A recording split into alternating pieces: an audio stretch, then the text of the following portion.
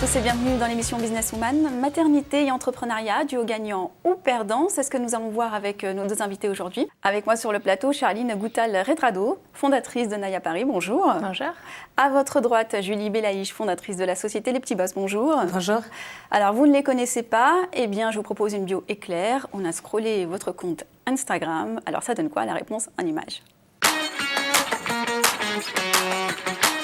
Lingerie et digital, telles sont les deux passions de Charline Goutal-Redrado. Dès l'âge de 11 ans, elle sait que son avenir, c'est l'entrepreneuriat. Mais avant de se lancer, elle passe par la case salariat. Elle débute chez Louis Vuitton, poursuit sa carrière dans le consulting, monte une première boîte. Après une première expérience entrepreneuriale, c'est en 2013 qu'elle trouve sa véritable vocation et fonde Ma Petite Culotte, une marque de lingerie 2.0 qui bouscule les codes du secteur, prône le body positif et se soucie de l'environnement. Après 2 levées de fonds et un rebranding réussi, Ma Petite Culotte, désormais connue sous le nom de Naya Paris, a ouvert une boutique rue Vieille du Temple à Paris. Prochaine étape, développer encore davantage le vestiaire féminin selon Charline, qui poursuit l'ascension avec toujours autant de passion. Alors la passion est toujours au rendez-vous, Charline, et c'est bientôt la Saint-Valentin, j'imagine que c'est l'effervescence en plus. Oh oui, là, les 3 mois qui viennent de s'écouler, plus la Saint-Valentin, c'est une période très très intense businessment parlant pour nous. Alors on poursuit avec vous, Julie, alors qu'elle dirige un cabinet de conseil en recherche de financement à destination des startups. Julie Belaïch travaille avec un client qui l'éclaire sur un véritable problème de société, le mode de garde des enfants. Un constat corroboré par l'entourage de la jeune femme, de plus en plus en peine pour trouver une place en crèche. Cette diplômée de l'ESCP décide alors d'agir en conséquence. Elle embarque dans l'aventure Jérémy Simon et ensemble, ils créent Les Petits Boss, un réseau de micro-crèches. Après un premier établissement ouvert à Asnières en mai dernier et un second à Paris dans le 18e, Les Petits Boss devraient encore se déployer en 2020. Une aubaine pour vos futurs bambins. Exactement. Alors j'imagine que la place est toute trouvée pour ce nouveau-né que vous attendez finalement. A priori, on lui a gardé une petite place, effectivement. Comment ça se passe l'aventure? Plutôt bien? Ouais, pour l'instant, on est vraiment contents. Alors évidemment, on est passé par des phases difficiles, mais aujourd'hui, ça se passe très bien. Voilà, les présentations sont faites, c'est l'heure du libre-échange. Charline, on commence par vous. On sait que finalement l'expérience de l'entrepreneuriat, c'est connu pour être très prenant finalement comme la maternité. Est-ce que pour vous, vous l'avez vécu comme ça, comme un frein ou au contraire comme finalement un levier d'expérience au quotidien? Alors être enceinte pendant l'entrepreneuriat, enfin en étant entrepreneur, oui, c'est un vrai challenge supplémentaire. Après, je pense qu'on a ce tempérament quand on est entrepreneur et on aime l'adrénaline et voilà. C'est vrai que ce qui n'est pas facile, c'est que je pense que l'entourage s'en rend pas forcément compte que d'être une future maman, donc d'être enceinte et en même temps de porter sa boîte, c'est quand même un challenge colossal. On a aussi pas toutes les mêmes grossesses. Moi, j'ai été pas mal malade, j'ai pas trop eu de chance. Tout s'est bien passé d'un point de vue médical pur, mais j'ai été pas mal malade et ça n'a pas été facile à gérer. Alors, Julie Belaïch, qu'est-ce que vous pensez finalement de celles qui pensent que la maternité égale à mise en veilleuse de sa vie professionnelle, de son expérience professionnelle ou entrepreneuriale? Vous êtes vous-même enceinte, je le précise pour nos téléspectatrices. Alors, du coup, je vais répondre à cette question en étant une maman en devenir. Parce que ce sera effectivement mon premier enfant. Donc je peux parler de ma vision en tant que femme enceinte aujourd'hui, mais je pense qu'il y a forcément et naturellement une mise en veilleuse qui se fera, mais je pense qu'elle sera de courte durée et d'une durée égale au congé maternité classique. Après, en tant qu'entrepreneur, c'est toujours très compliqué d'arrêter ou de mettre réellement en veilleuse. Mais je pense qu'il y a un temps pour ça et il est pas, enfin dans ma tête en tout cas, il ne sera vraiment pas définitif. Ça ne vous angoisse pas en tous les cas? Vous êtes assez sereine? En fait, je pense qu'en tant que chef d'entreprise, on se dit qu'on n'a de toute façon pas le choix. Qu'on est porté donc d'abord par notre passion d'entreprendre pendant qu'on est enceinte et ensuite donc avec l'arrivée de notre enfant. Mais en aucun cas, on a cette possibilité de se dire je vais faire comme si j'étais salariée, je vais profiter de mon congé maternité, je vais rien faire, c'est pas possible, on peut pas stopper une entreprise du jour au lendemain. Donc le fait que la question ne se pose pas, ça évite aussi tous ces sujets. On s'adapte. Je pense que c'est pas super évident selon le type de structure qu'on a. Si on a une entreprise où on a déjà une équipe, si on a un associé, pas d'associé, enfin des associés ou pas d'associés, et selon la maturité du niveau de développement de la société. Et moi, j'avoue que j'avais vraiment attendu, enfin. Je l'ai fait quand j'en avais envie de faire un enfant, bien évidemment, mais j'étais plus sereine de savoir que j'avais une équipe avec moi. Aujourd'hui, on est une quinzaine. Et de savoir aussi que j'avais quand même un associé à l'époque. Je me suis dit, je vais quand même pouvoir prendre quelques semaines. Et ça me rassurait, en tout cas, quand j'étais enceinte. Vous avez appris que vous étiez enceinte juste après avoir clôturé votre levée de fonds. Alors ça, c'est assez dingue. Comment ça a été perçu par les investisseurs quand vous leur avez annoncé ? Ouais, alors ce qui est fou, c'est que en fait, je suis tombée enceinte 15 jours avant de clôturer la levée de fonds, mais je ne le savais pas. Donc je l'ai compris, enfin je l'ai appris après. Franchement, j'étais pas super à l'aise et je me suis dit, voilà, c'est un peu comme quand on prend un nouveau job, qu'on est en période d'essai et qu'on annonce en plein dans la période d'essai, je viens de tomber enceinte. On n'est pas super à l'aise. Et d'ailleurs, pour la petite histoire, je trouve ça quand même assez horrible qu'on pense ça en tant que femme. Parce que c'est quand même la nature et voilà, un homme ne se dirait pas, mince, je suis en période d'essai, ma femme vient de tomber enceinte, c'est un problème. Nous, potentiellement, on culpabilise et on est gêné, quoi. Et c'est un peu ce que j'ai vécu en ayant closé ma levée de fonds. C'est pas du tout mes actionnaires qui m'ont mis dans cette posture-là, c'est vraiment moi qui l'ai ressenti comme ça. En fin de compte, quand je l'ai annoncé, donc beaucoup plus tard, parce que j'ai attendu les 3 mois, même 4 mois, et ça se voyait pas trop pendant les premiers mois, donc voilà. J'ai eu des réactions assez diverses. Très peu d'excitation. Et même certains actionnaires qui m'ont demandé mais tu comptes prendre un congé maternité ? Voilà, donc c'est vrai que de manière générale j'ai eu plutôt de la bienveillance avec quelques étonnements qui n'étaient pas forcément hyper agréables à recevoir quand on est une femme entrepreneur et que qui plus est on se donne toujours à 100% et que moi, mon équipe elle a découvert que j'étais enceinte au bout de 5 mois et demi je crois, donc il l'avait même pas vu quoi. Alors Julie Belaïch, quel intérêt finalement pour un entrepreneur, voire une entreprise de passer par une microcrèche telle que la vôtre ? Est-ce que vous avez des arguments pour les séduire ?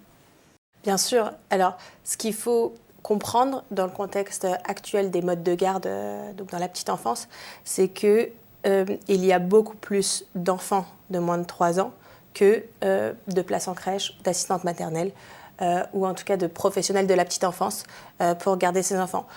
Donc, ce qui se passe, c'est que, en tant qu'employeur, quand on n'aide pas son salarié dans cette démarche-là, on prend le risque, déjà, d'avoir beaucoup d'absences, parce qu'il n'a pas trouvé de mode de garde adapté, pour plein de raisons.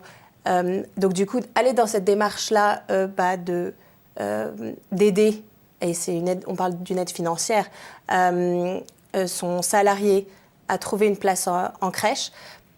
Du côté du parent salarié, il y a tout de suite une forme de reconnaissance qui se met en place et qui va se traduire et se voir dans le travail et dans la productivité. Ça, c'est ce qui se voit aujourd'hui sur le terrain. Et à côté de ça, quand on a une place en crèche, du coup, c'est quelque chose de rare et c'est un bien précieux. On va tout faire pour la garder, sachant que c'est une place dont on a besoin a priori pendant 3 ans. Donc pour l'employeur, c'est aussi une sécurité de se dire que ce salarié qui a de la valeur pour lui ne devrait pas partir de l'entreprise dans les 3 prochaines années. Donc ça, c'est vraiment l'avantage principal pour une entreprise d'aider donc au financement d'une place en crèche. Alors, est-ce que vous auriez un conseil respectivement à donner peut-être pour les mamans d'un petit garçon, de petite fille ou même enceintes en ce moment qui nous regardent et qui sont entrepreneurs ou qui souhaitent entreprendre ? Je pense que le meilleur conseil que je peux donner, c'est de voir la grossesse, la maternité, enfin le statut de maman ou de femme avec, non pas comme un défaut ou un inconvénient, mais de réfléchir aux qualités et aux avantages que ça apporte et ça changera forcément la vision des femmes qui aimeraient entreprendre. Et vous, Charline ? Moi, je pense que c'est bien s'organiser et bien s'entourer en amont. C'est un tel changement d'avoir un premier enfant. C'est vraiment, il y a la vie avant et après, et c'est la plus belle chose qui puisse arriver. Mais c'est vrai qu'on n'est jamais assez préparé, je pense. Donc de vraiment prendre le temps d'en parler avec son compagnon, de s'organiser quand on est entrepreneur, c'est hyper important. Et on a l'impression qu'on gère déjà 10 milliards de trucs à la journée. On a une très grosse capacité de travail et tout. Oui. Mais vraiment, c'est remis à l'épreuve très profondément. Et moi, il y a quelque chose qui a été vraiment capital au début. Enfin, ça l'est toujours un peu, mais c'est le sommeil. Et selon l'enfant qu'on a, selon s'il va bien, moins bien, etc., on dort plus, selon si on allaite aussi ou pas. On dort plus beaucoup. Et c'est vrai que moi, c'est ce que j'ai vraiment trouvé de plus difficile parce que j'avais vraiment l'impression de perdre une partie de mon cerveau et du coup d'être beaucoup moins efficace dans mon travail et j'avais peur de faire des bêtises en fait. Et donc la solution c'est de s'entourer et de peut-être prévoir aussi le budget pour prendre quelques fois des nounous de nuit ou enfin voilà. Et je sais que les peu de fois où on l'a fait avec mon mari, je pense que ça nous a vraiment sauvés quoi. Ça nous a permis de retrouver un tout petit peu de stabilité. Dernière question pour l'une et l'autre, un sujet que vous avez vécu en tant qu'entrepreneur, positif ou négatif d'ailleurs, et que vous aimeriez partager aujourd'hui avec les téléspectatrices. J'aimerais parler surtout du coup de mes débuts, en tout cas avec Jérémy, donc mon associé, parce que aujourd'hui, donc on se développe et vite, en tout cas à une vitesse qu'on avait imaginée et rêvée, donc on est super content. Mais j'aimerais quand même souligner que pour arriver à ce qu'on fait aujourd'hui, il nous a quand même fallu 1 an entre le moment où on s'est lancé et le moment où on a ouvert notre première structure. Donc psychologiquement, c'est très compliqué, il ne faut vraiment pas baisser les bras. C'était aussi l'importance en fait d'avoir un associé parce qu'on a eu tous les deux des baisses de morale, de motivation et c'est important justement, je pense, d'être au moins à 2 pour toujours se relever là-dessus et surtout même si on a des proches qui a priori nous soutiennent mais pendant une année entière où on est là, on se dit on est toujours au stade 0, comment on va faire en fait c'est important de savoir que ça prend du temps. L'entrepreneuriat, ça ne se fait pas du jour au lendemain, ça, il faut le savoir. Mais il faut y croire. Et tant qu'on y croit et qu'on ne lâche pas les bras, à un moment, ça finira par payer. Donc, pour résumer, la persévérance. Ouais. Et pour vous, Charline? Déjà, pour te rassurer, j'ai mis 1 an aussi. Voilà. Donc, c'est possible. Hein. Mais c'est pas étonnant. Ça va réconforter beaucoup de femmes. C'est long. J'étais toute seule à l'époque et c'est vrai que les up and down de l'entrepreneuriat et des émotions qu'on peut avoir, c'est très très difficile à gérer, j'avoue. Et d'ailleurs, je me suis même dit, quand je suis tombée enceinte, je me suis dit, heureusement que je suis pas tombée enceinte au moment où j'ai commencé une aventure entrepreneuriale, parce que c'est déjà tellement dur de gérer une grossesse et de gérer un début de boîte que les deux ensemble, alors franchement, les femmes qui font ça, c'est juste extraordinaire. Ça, pour le coup, je pense que c'est quasi impossible. C'est vrai. Il y a certainement il y en a qui arrivent. Ouais, c'est sûr. Mais en tout cas, pour revenir sur une anecdote de mon côté, je pense que les débuts sont difficiles, mais honnêtement, moi, ça fait 7 ans maintenant que j'ai créé ma petite culotte, puis fait évoluer en Aïe à Paris. L'année la plus difficile, c'est l'année qui vient de s'écouler pour moi. Après, je l'ai vraiment décidé, mais c'est une année très challenging parce que j'ai décidé de changer de nom de marque. Ensuite, j'ai accouché.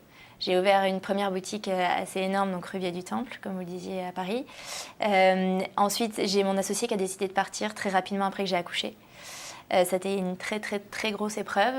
J'ai décidé de m'engager encore plus dans la partie éco-responsable auprès de mon équipe, mes clients, les produits, etc. Donc ça a été vraiment, tout ça a été une très grande épreuve et c'est pour résumer en disant que le début est difficile mais finalement les étapes qu'on choisit au fur et à mesure ça peut être aussi très très challenging, ça ne s'arrête jamais. Oui, c'est ça. Merci. On Merci passe tout de suite à la Minute Réseau. Initiative France nous présente Les Ciboulettes, une entreprise créée par 2 sœurs, Céline et Marion Cronier. Ces 2 entrepreneurs ont ouvert un écolieu dans la gare SNCF de Chelles en Seine-et-Marne. Elles proposent plusieurs activités autour de la cuisine du bien-être, comme la vente de produits locaux, des ateliers de cuisine, des cours de yoga ou encore des journées pédagogiques pour les enfants et bientôt les entreprises. Très vite, elles ont rencontré les équipes d'Initiative Nord Seine-et-Marne qui les ont soutenues dans leurs projets. Elles ont reçu un prêt d'honneur de l'association et un prêt d'honneur d'Initiative France dans le cadre du programme Initiative Remarquable qui soutient les projets à impact social, environnemental et territorial. Les Ciboulettes a ouvert en octobre 2019. C'est un projet solide, responsable, ancré dans son territoire et créateur d'emplois puisque l'équipe est déjà composée de 4 personnes. C'est pour toutes ces raisons qu'elles ont remporté le prix responsable de créatrices d'avenir, le concours d'entrepreneuriat des femmes organisé par Initiative France. Voilà, Businesswoman, c'est fini pour aujourd'hui. Merci Charline Goutal-Redardo d'avoir été avec nous. Merci Julie Benaïch. Merci à vous. On se retrouve le mois prochain. D'ici là, n'hésitez pas à commenter et partager cette émission disponible sur Facebook et sur YouTube. Merci de nous avoir suivis et à très bientôt sur le plateau de Businesswoman.